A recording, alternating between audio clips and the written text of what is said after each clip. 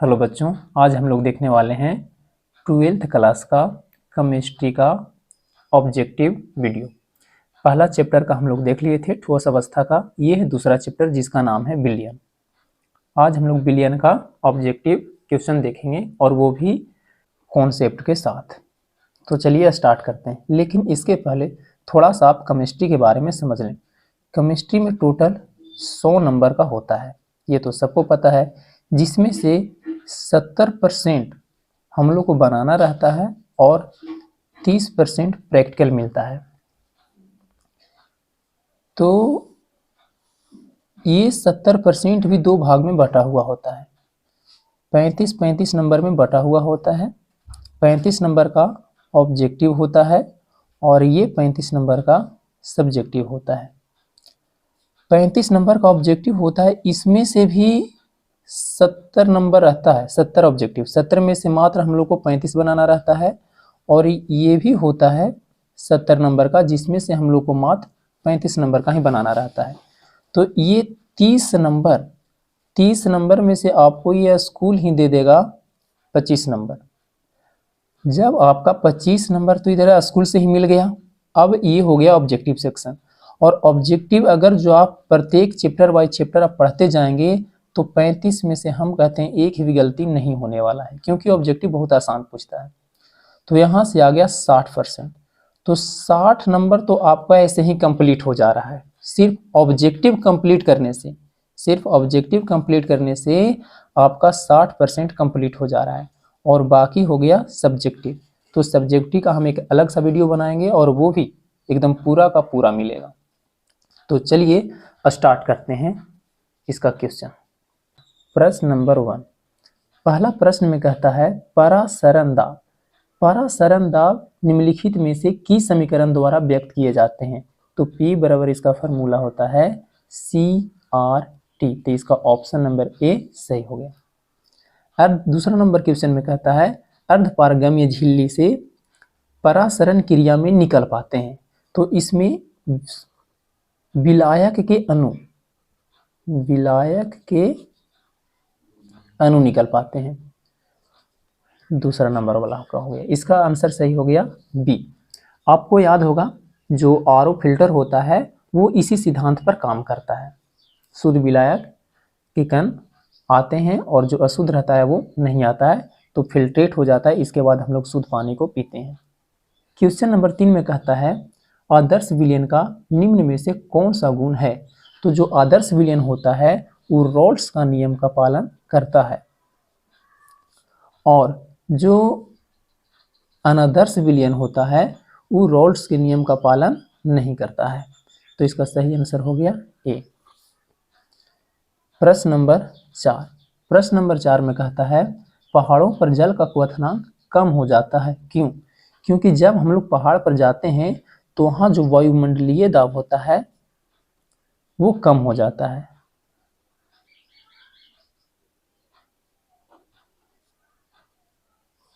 वायुमंडलीय दाब कम हो जाता है। तो इसका सही आंसर हो गया ए। प्रश्न नंबर 5 में कहता है निम्न में से किसमें टिंडल प्रभाव नहीं पाया जाता है? तो इसका आंसर हो गया चीनी का घोल। चीनी का घोल में टिंडल प्रभाव नहीं पाया जाता है। सिरका में कौन सा अम्ल पाया जाता है? तो इसका सही आंसर हो गया एसीटिक अम्ल, जिसका फार्मूला होता है CH3COOH। Option number B.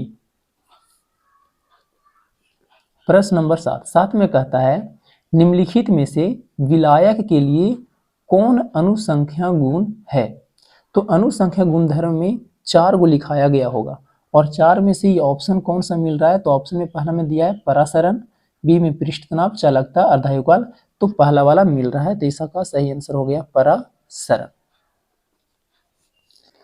प्रश्न नंबर 8 में कहता है 5% केन शुगर के एक्स के 1% घोल के साथ आइसोटोनिक है। तो एक्स का अनुभार क्या है? एक का दिया है 5% और दूसरे का दिया है 1%। 5% वाला का अनुभार कितना दे दिया है? 342। और 1% वाला का अनुभार पूछ रहा है, तो बस इस तरह से रिलेट कर देना है और सोल्व कर लेना है। जब सोल्व करेंगे तो x बराबर आ जाएगा ये 342 ऊपर में चला जाएगा और नीचे में आ जाएगा 5। जब इसको हम लोग काटेंगे, भागा देंगे तो आ जाएगा 68.4। ये हो गया आंसर। प्रश्न नंबर 9 में कहता है आइसोटोनिक सॉल्यूशन वे होते हैं जिनके बराबर होते हैं तो उसका ऑस्मोटिक प्रेशर बराबर होता है, प्रसरण दाब बराबर होता है। तो इसका सही आंसर हो गया ए। प्रश्न नंबर 10 में कहता है कि 0.1 मोलारिटी बेरियम नाइट्राइट घोल का वांट ऑफ गुणांक 2.74 है तो इसका विघटन स्तर कितना होगा। तो विघटन स्तर का फार्मूला होता है, विघटन स्तर का फार्मूला होता है I-1 बटा N-1। N क्या है, तो कितने टूट रहे हैं आयन वो है, तो तोड़ किसको रहा है, तो BaNO2 का होल 2। जब ये टूटता है तो किस में टूटता है, तो Ba2 प्लस में टूटेगा, देखिए 2 है तो ये इस पर जाएगा, और प्लस NO2 माइनस में टूटेगा। तो टोटल कितने आयन होंगे, 2 आयन। इसका बैलेंस कर लेंगे तो 2 से गुना करना पड़ेगा, इसमें 2 से गुना करना पड़ेगा, तो ये 2 आयन हो गया और 1 आयन ये हो गया। तो टोटल कितने आयन हो गए, 3 आयन हो गए। तो आई कहने का मतलब वांट ऑफ गुणांक जो कि दिया हुआ है 2.74 माइनस 1 और बाई एन का वैल्यू हम लोग निकाल के लाए अभी 3 माइनस 1, ये हो गया। जब घटाएंगे तो आ जाएगा 1.74 बाई 2, और जब इसको डिवाइड दे देंगे तो आ जाएगा 0.87। ये हो गया आंसर। परसेंट में बदलेंगे तो आ जाएगा 87%, 100 से गुना कर दिया जाता है। तो इसका सही आंसर हो गया B. Question number 11। Question number 11 में कहता है एक जलीय घोल का हिमांक -0.186 डिग्री सेंटीग्रेड है। देखिए हिमांक दिया है तो डेल्टा एफ TF कितना दे दिया है, तो माइनस में 0.186 डिग्री सेंटीग्रेड, और क्या दे दिया है, KF का मान भी दे दिया है। तो KF का मान दे दिया है 1.86, KB का मान कितना दे दिया है, तो ये दे दिया है 0.512। पूछ रहा है इस जलीय घोल का क्वथनांक उन्नयन क्या होगा। क्वथनांक उन्नयन कहने का मतलब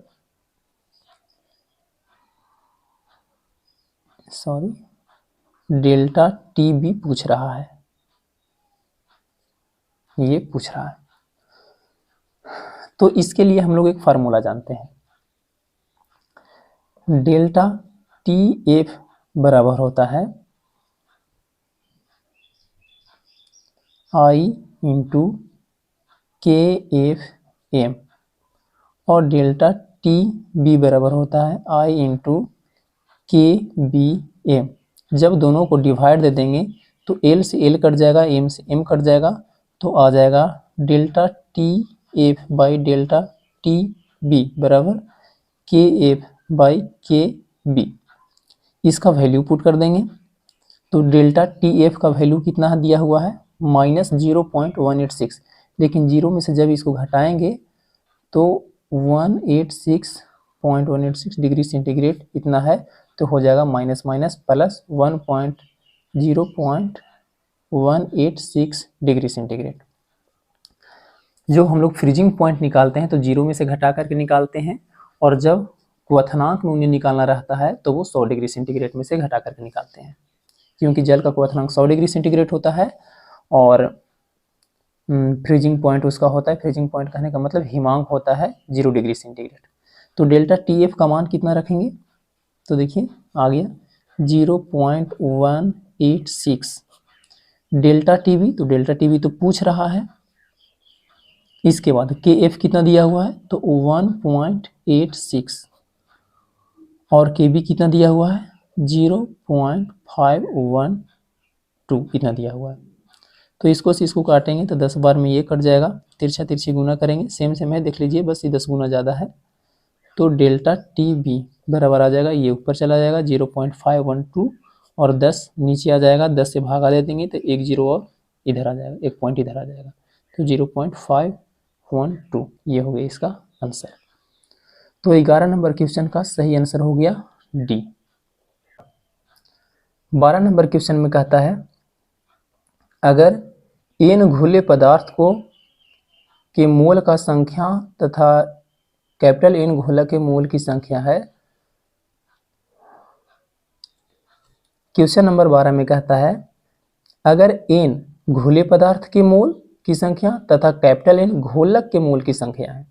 देखिए विलयन जो होता है ना, विलयन ये दो चीज से मिलकर के बना रहता है, एक घुल्य और दूसरा घोलक। घुल्य को हम लोग विलेय भी कहते हैं और इसको विलायक कहते हैं। तो इसका मोल दे दिया है स्मॉल n और इसका दे दिया है कैपिटल N, और पूछ रहा है कि मोल प्रभाज क्या होगा किसका, घुल्य का। घुल्य का मोल प्रभाज क्या आएगा, तो n बाई दोनों को जोड़ देंगे, n प्लस कैपिटल N। घोलक का कहेगा तो capital N by small n plus capital N। तो इसका सही आंसर हो गया बी में दिया हुआ है small n by capital N plus small n, एक ही बात है, किसी को पहले जोड़िए। प्रश्न नंबर 13। प्रश्न नंबर 13 में कहता है परमाणु द्रव्यमान बराबर होता है। तो जो परमाणु द्रव्यमान होता है वो न्यूट्रॉन की संख्या प्लस प्रोटॉन की संख्या के बराबर होता है। तो ये आपको याद रखना है, ऐसे इसको A से सूचित किया जाता है, तो A बराबर n प्लस P ये हो गया। इसका सही आंसर कौन सा हो जाएगा, परमाणु के इलेक्ट्रॉन की संख्या, परमाणु के इलेक्ट्रॉन और प्रोटॉन की संख्या, परमाणु के न्यूट्रॉन की संख्या और प्रोटॉन के योगफल। देखिए इस C में दिया हुआ है, तो इसका सही आंसर हो गया C। पर 14 नंबर प्रश्न में कहता है कि 1 लीटर विलयन में उपस्थित विलेय के ग्राम समतुल्यांकों की संख्या को कहते हैं। तो इसको कहते हैं सामान्यता, याद रखना है आपको, परिभाषा लिखाया गया होगा। 15 नंबर क्वेश्चन में कहता है लीटर विलयन में विलेय के ग्राम अणुओं की संख्या को कहते हैं। तो इसको कहते हैं मोलरता। बहुत ही आसान है। प्रश्न नंबर 16 नंबर प्रश्न में कहता है 27 डिग्री सेंटीग्रेड पर 18 ग्राम प्रति लीटर वाले ग्लूकोज विलयन का परिसारक दाब 2.46 वायुमंडल है। तो ग्लूकोज का अनुभार क्या होगा। सबसे पहले जो दिया हुआ है वो लिख लेंगे। तापमान कितना दे दिया है, तो तापमान दे दिया है 27 डिग्री सेंटीग्रेड। इसको हम लोग केल्विन में बदलेंगे तो 27 प्लस 273 जोड़ना पड़ेगा, तो हो जाएगा 300 केल्विन। ये तापमान हो गया। और 18 ग्राम प्रति लीटर वाले, यानी कि जो घोला जा रहा है, तो विलेय का भार कितना हो गया, विलेय का भार जिसको हम लोग W से सूचित करते हैं, इसका मान दे दिया है 18 ग्राम। इसके बाद परासरण दाब दे दिया है, परासरण दाब 2.46 इतना दे दिया है। और पूछ रहा है कि ग्लूकोज का अनुभार क्या होगा। तो ग्लूकोज का अनुभार निकालने के लिए क्या करेंगे, परासरण दाब का फार्मूला लगाएंगे। फार्मूला होता है P बराबर CRT। P को P रहने देंगे। C का फार्मूला होता है N/V इंटू RT। N होता है नंबर ऑफ मोल और नंबर ऑफ मोल बराबर फार्मूला होता है वेट बटा मॉलिक्यूलर वेट। तो P का P हो गया और N की जगह पर रख देंगे W/A, V हो गया और R और T रह गया। P का मान दिया हुआ है 2.46 इक्वल टू W। W को दिया हुआ है कितना ग्राम दिया हुआ था, 18 ग्राम, तो ये आ गया 18। EM तो निकालना है इंटू V हम लोग 1 लीटर मान के चल रहे हैं क्योंकि प्रति लीटर कहा है। R का मान कितना होता है तो R का मान याद रखना है 0.0821 होता है, और तापमान का मान हम लोग निकाल करके ले आए हैं 300। जब यहाँ से सोल्व करेंगे तो m बराबर आ जाएगा 180। तो ये तो ऑप्शन नंबर कितना हो गया, ए सही है। लेकिन अब ध्यान से देखिए, इसी प्रश्न नंबर 16 में ध्यान से देखिए, इसमें ग्लूकोज नाम बता दिया है, और जब ग्लूकोज बता दिया है तो हम लोग इतना डिटेल नहीं बनाने जाएंगे, क्योंकि ग्लूकोज का फार्मूला हम लोग जानते हैं C6H12O6। अगर जो ग्लूकोज नहीं कह देता X है तब हम लोग को डिटेल बनाना पड़ता, लेकिन ग्लूकोज का जब फार्मूला दे दे, वैसा नाम दे दे जिसका फार्मूला हम लोग को पता है, तो उसको आसानी से इस तरह से बनाएंगे। C का कितना होता है परमाणु भार 12, तो 12 गुने 6 हो गया। हाइड्रोजन का कितना होता है 1, तो 1 गुने 12 हो गया। ऑक्सीजन का कितना होता है 16, तो 16 गुने 6 हो गया। तो जब इसको जोड़ेंगे तो कितना आ जाएगा 12 छक 72, 12 और प्लस 16 छक 96, इसको जोड़िएगा तो आ जाएगा 180। तो ये हो गया इसका शॉर्ट में आंसर। तो जरूरी नहीं है आप इसको डिटेल में बनाएं। प्रश्न नंबर 17 में कहता है निम्नलिखित में कौन सही है, तो इसका सिंपल से फार्मूला दे दिया है, तो ऑप्शन नंबर ए इसका सही है। ऑप्शन नंबर ए इसका सही है। क्वेश्चन नंबर 18 में कहता है यूरिया जिसका अनुभार दे दिया है का 1 बिलियन है, और इसका दे दिया है इतना तथा इतना वायुमंडलीय दबाव पर उबलता है मतलब कि क्वथनांक में उन्नयन दिया है, क्वथनांक दे दिया है इतना। KF तथा KB जल के लिए क्रमशः दिया हुआ है। तो पूछ रहा है बिलियन कितने ताप पर जमेगा। देखिए क्वथनांक कितना दे दिया है,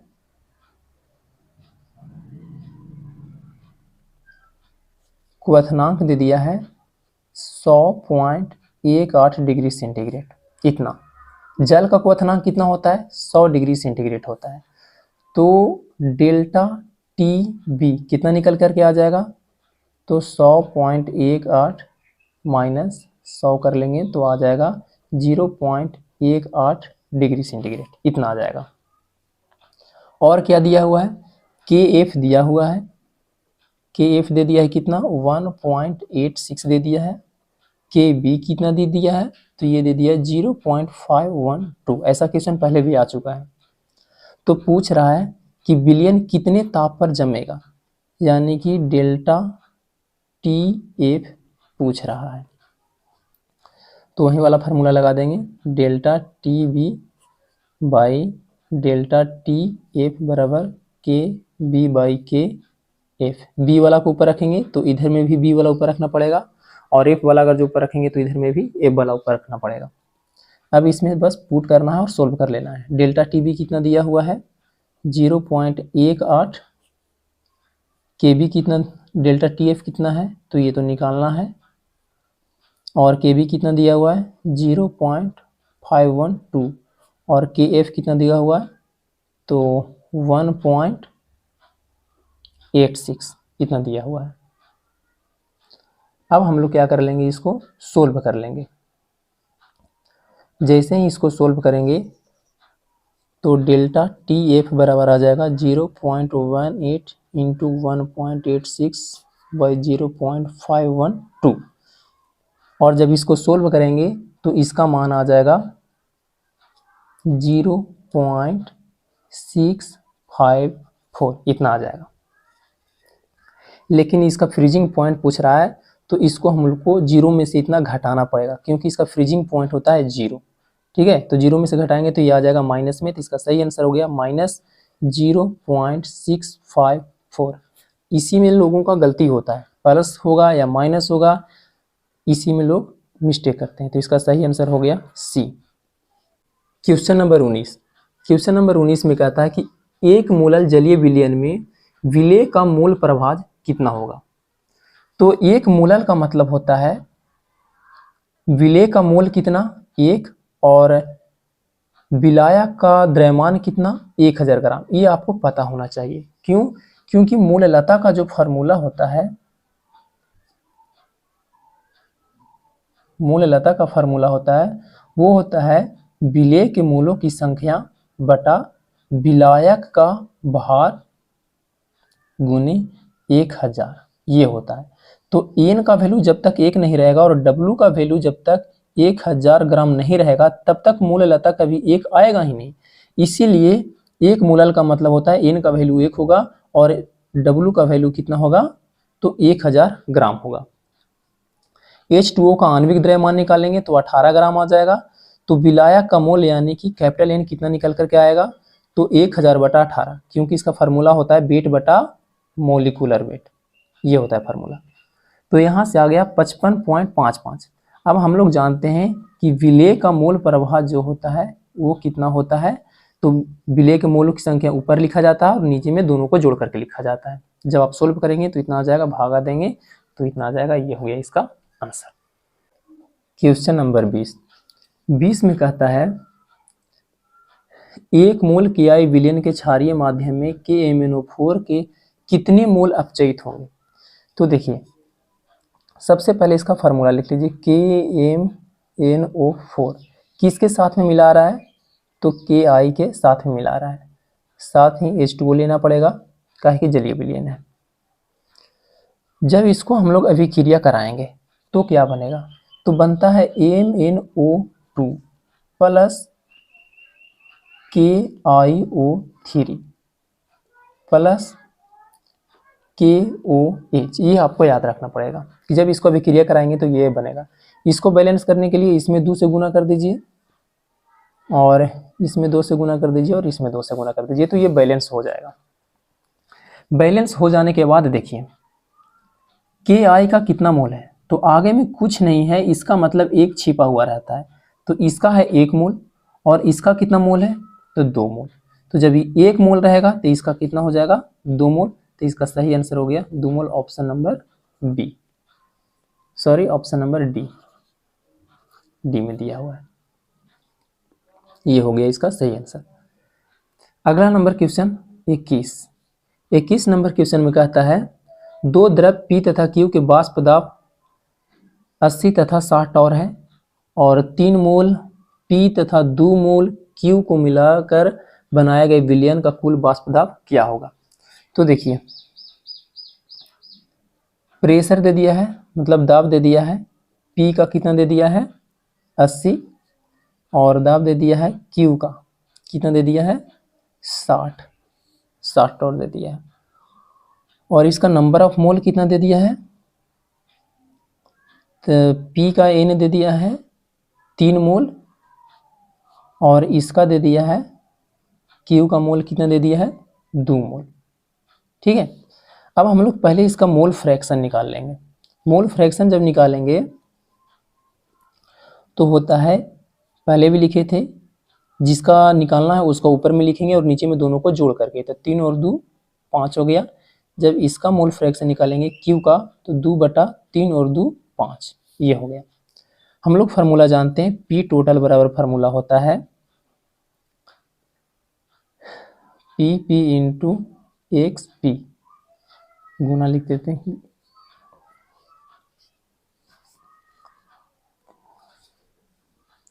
प्लस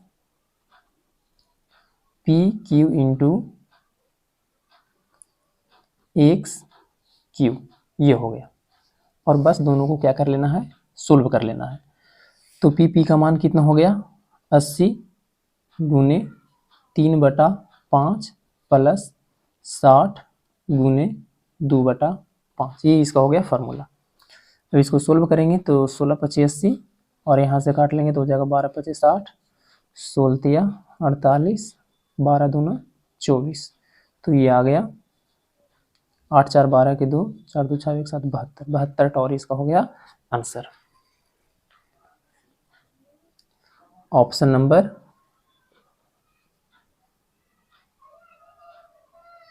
डी, ये हो गया इसका राइट आंसर।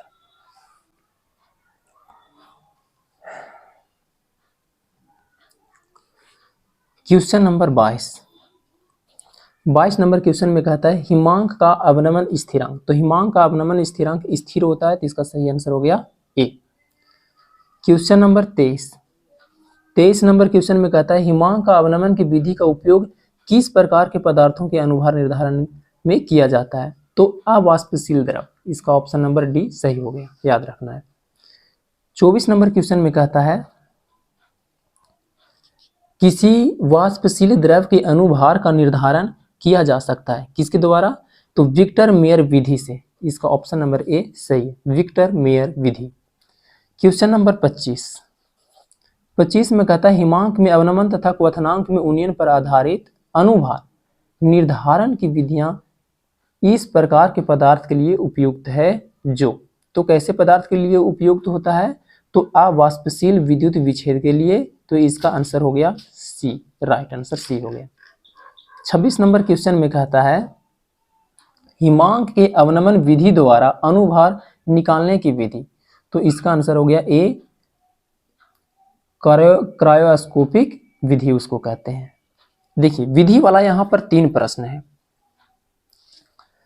एक हो गया 24, 25 और 26, तो इन तीनों को बढ़िया से आपको समझ के रखना पड़ेगा। 23, 24, 25 और 26, ये 4 क्वेश्चन में विधि का नाम पूछा है, तो ये याद रखना है। क्वेश्चन नंबर 27 में कहता है घोलक की अपेक्षा घोल के हिमांक का मान क्या होता है? तो बहुत कम होता है, इसका ऑप्शन नंबर बी हो गया, राइट आंसर। 28 नंबर क्वेश्चन में कहता है किसी तनु विलयन के क्वथनांक में उन्नयन होता है, तो किसमें? सांद्रण के समानुपाती होता है ये, तो इसका राइट आंसर हो गया ए। रोल्स के नियम के अनुसार टीबी बराबर केबी गुने ए गुने 1000 बटा बी गुने एम, जिसमें केबी है क्या? तो केबी उन्नयन स्थिरांक है, ऑप्शन नंबर 20 का सही है। अगर जो के एफ रहता तो उसको अवनमन स्थिरांक कहते हैं, के एफ को अवनमन स्थिरांक और के बी को उन्नयन स्थिरांक कहा जाता है। क्वेश्चन नंबर 30 नंबर क्वेश्चन में कहता है चूंकि शुद्ध विलायक की अपेक्षा विलयन का वाष्प कम होता है, इसीलिए दाब क्या होगा? तो विलयन का जो शुद्ध विलायक के क्वथनांक बिंदु के ऊपर उबलेगा, तो इसका ऑप्शन नंबर हो जाएगा बी। इसके बाद सभी शुद्ध पदार्थ के हिमांक तथा क्वथनांक बिंदु निश्चित होते हैं, तो ऑप्शन नंबर ए बिल्कुल सही है 31 का। 32 नंबर क्वेश्चन में कहता है यदि द्रव HCl का घनत्व दे दिया है कितना? तो 1.17 ग्राम पर सीसी, घनत्व को डी से सूचित करते हैं 1.17, और सीसी को लीटर में बदलने के लिए गुना करना पड़ेगा 1000 से, तो इतना ग्राम पर लीटर हो गया। डी बराबर फार्मूला होता है घनत्व बराबर द्रव्यमान बटा आयतन, द्रव्यमान को W से सूचित कर देते हैं और आयतन को V से, तो W/V बराबर हो गया इतना ग्राम प्रति लीटर।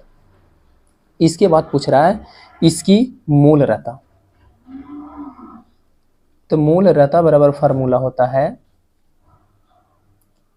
W/M गुने V। 1000 से गुना करते हैं जब यहाँ लीटर न रह करके मिलीलीटर होता है, तो लीटर में है तो 1000 से गुना करने की आवश्यकता नहीं है। W/V दिया हुआ है, W/V को D कहते हैं, तो D/M लिख सकते हैं। D का मान कितना दिया हुआ है? तो 1170/M। M कितना है? तो HCl का आणविक द्रव्यमान कितना निकल करके आएगा? तो H का 1 होता है और Cl का होता है 35.5, तो कितना हो गया 36.5, तो यहाँ पर लिख देंगे 36.5, और जब इसको हम लोग भागा देंगे तो आ जाएगा 32.05, तो इसका सही आंसर कौन सा हो गया? Option number C, right answer हो गया। क्वेश्चन नंबर 33 नंबर क्वेश्चन में कहता है किसी विलायक का वाष्प दाब, 34 का पढ़ेंगे। क्वेश्चन नंबर 33 में कहता है 2.5 लीटर, मतलब कि V1 दे दिया है 2.5 लीटर और 1M, यानी कि इसका मोलारिटी दे दिया है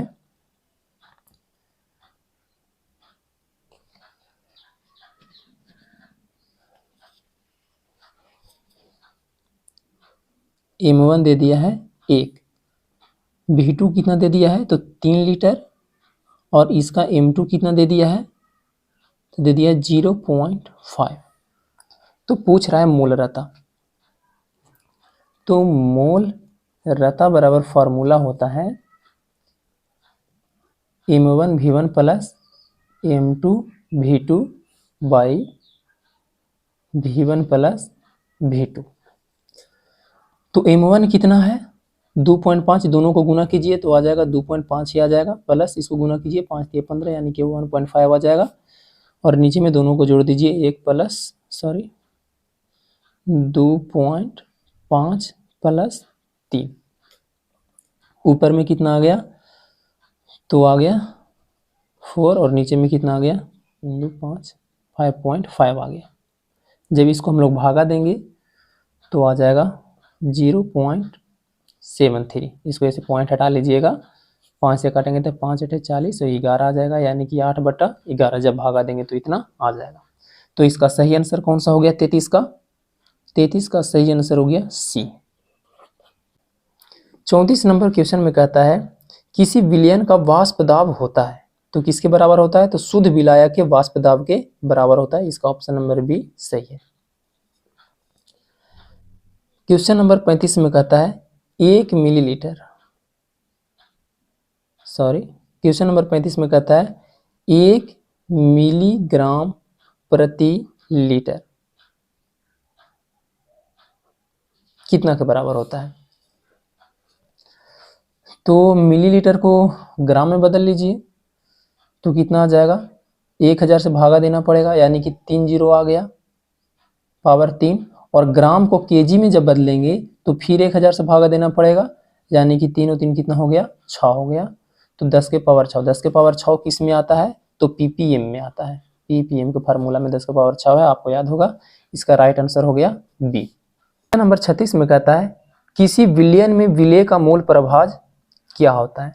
तो विलेय का रहेगा तो स्मॉल एन ऊपर लिखेंगे और नीचे में दोनों को जोड़ करके लिखेंगे, ये हो गया।